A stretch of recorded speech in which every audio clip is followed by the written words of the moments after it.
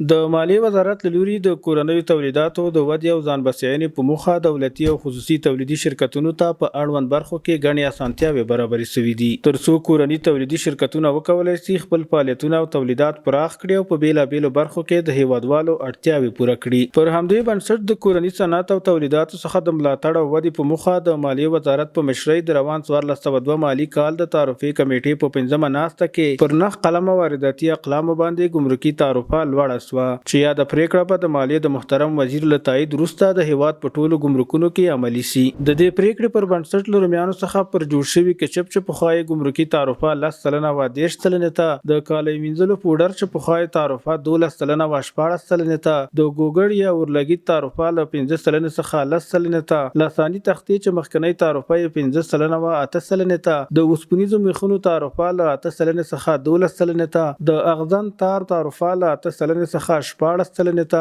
د ډیجیټلي تلو تعرفه له 2.15 سلنې څخه 15 سلنې ته، د تریشل ماشینونو تعرفه له 14 سلنې څخه 20 سلنې ته، او د ژوندیو چرګانو ګمرکي تعرفه له 20 سلنې څخه 40 سلنې ته لوړه شوه. د کورنیو خصوصي تولیدي شرکتونو مسؤلین هم د مالیې وزارت په مشرۍ د تعرفې کمیټې له دې پریکړې څخه هرکلی کوي او دا د کورنیو تولیداتو د ودې او ملاتړ په موخه یو غوره ګام بولي. ما خود در 3 سال یا 4 سالی که فابریکه رو تأسیس کرده بودیم تا هنوز همراه دامپینگ بیزنس کشورهای همسایه مواجه بودیم. فعلا که امارات اسلامی تصمیم گرفتن در بالای بردن تعرفه‌های گمرکی، ما رضایت کامل داریم. ان شاء الله امید داریم که در آینده هم تصمیم در این باره زیاتر گرفته شود. په یادو اقلامو ګمرکي تعرفه په داسې حال کې لوړیږي چې یاد توکي په هیواد کې دننه تولیدیږي او د هیوادوالو اړتیاوې پوره کولای شي. موږ شرکت د مزهدار کچپ تولیدونکي شرکت دی چې موږ د کچپ او ساس د تولید په برخه کې کار کوو. زموږ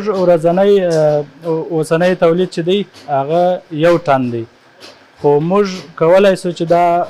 خپل تولید چې دی هغه عیار کو، د مشتریانو د بازار د تقاضا سره عیار کو، یعنی 3 ټنه 4 ټنه تر 15 ټنه هم رسولی شو. نو زموږ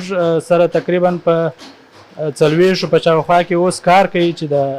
بازاریابۍ مارکیټینګ او د تولید په برخه کې زموږ سره دلته کار کوي. د یادونې وړ ده چې له دې پریکړې سره به د یادو اقلامو تولیدونکو کورنیو شرکتونو او فابریکو ته د تولیداتو د ودې او بازار موندنې لا ډېر فرصتونه برابر شي او د هیواد په اقتصادي پرمختګ به مثبت اثر وکړي.